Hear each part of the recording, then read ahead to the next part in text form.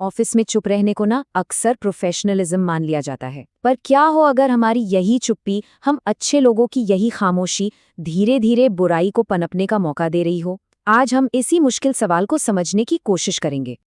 तो चलिए सबसे पहले बात करते हैं अच्छे इंसान के विरोधाभास की। ये ऑफिस कल्चर के बारे में एक ऐसी सच्चाई है जो शायद हमें थोड़ी असहज कर दे। जरा सोचिए, अपने ऑफिस में हम जिसे सबसे ज्यादा प्रोफेशनल मानते हैं वो असल में कौन होता है? ज्यादातर मामलों में वो वही इंसान होता है जो किसी मुश्किल में फंसे अपने कलीग को बचाने के लिए आगे नहीं आता। मतलब जिसे हम प्रोफेशनलिज्म का टैग देते हैं, वो असल में मुश्किल वक्त में चुप रह जाने की एक आदत है। और ठीक यही कहानी बैलेंस्ड या संतुलित कहे जाने वाले इंसान की भी है। जिसे हम बैलेंस समझते हैं, हकीकत में वो है जो किसी के भी साथ खड़ा नहीं होता, जो कभी कोई साइड नहीं लेता। तो इन सब बातों के बाद ना एक बहुत सीधा सवाल है जो खुद से पूछना बनता है, क्या हम खुद को एक अच्छा इंसान मानते हैं? और इसी सवाल से जुड़ा एक और थोड़ा और गहरा और शायद ज्यादा चुभने वाला सवाल, क्या कभी किसी और को बचाने के लिए अपनी नौकरी दांव पर लगाई है? देखिए, हमारी अच्छाई इस बात से तय नहीं होती कि हम बुरे काम नहीं करते। नहीं, वो तो इस बात से तय होती है कि मुश्किल घड़ी में हम करते क्या हैं।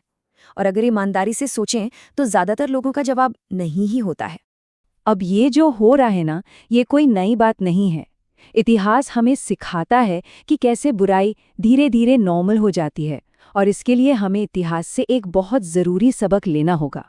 ये समझने के लिए कि कैसे आम से दिखने वाले अच्छे लोग भी बहुत भयानक चीज़ों का हिस्सा बन जाते हैं, हमें इतिहास में झांकना होगा। ये द बिनैलिटी ऑफ ईविल यानी बुराई की साधारणता का एक क्लासिक उदाहरण है। तो ये हैं एडोल्फ आइकमैन, एक नाजी अफसर जिसका काम सुनने में बहुत ही नॉर्मल था। उन ट्रेनों का शेड्यूल बनाना जो यहूदियों को कॉन्सेंट्रेशन कैंप्स तक ले जाती थी। और जब उस पर मुकदमा चला तो उसका डिफेंस पता है क्या था? उसने कहा, मैं कोई नफरत करने वाला इंसान नहीं था, मैं तो बस अपना काम कर रहा था और बहुत अच्छे से कर रहा था। ये बात हमें अंदर तक हिला देती है, क्योंकि ये साबित करती है कि बड़ी से बड़ी बुराई के लिए शैतानों की जरूरत नहीं होती, बस हुक्म मानने वाले लोग ही काफी हैं।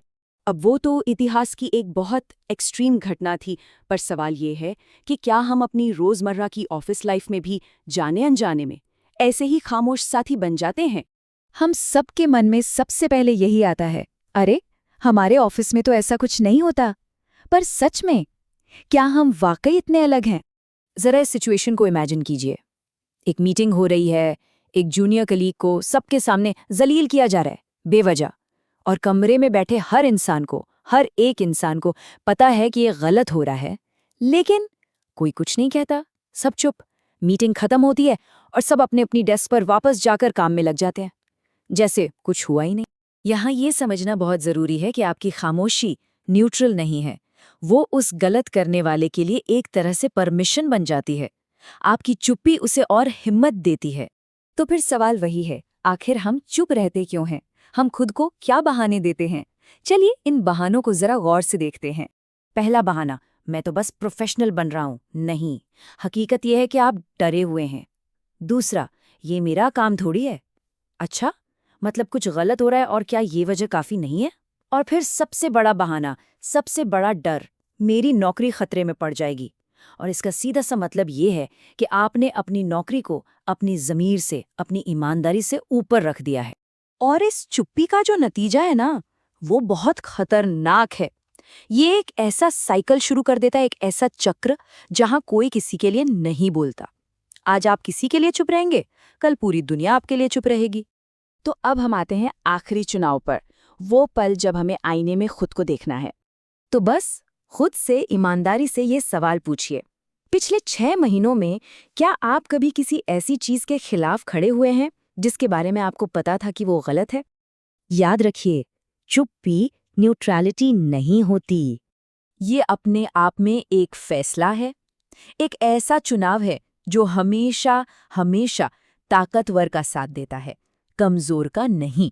और आखिर में बस ये एक बात याद रखने की जरूरत है, एक बहुत मशहूर कहावत है, बुराई को जीतने के लिए बस एक ही चीज जरूरी है कि अच्छे लोग कुछ न करें। हमारी खामोशी ही वो कुछ न करना है। तो सवाल बस इतना सा है कि हम और कब तक चुप रहेंगे।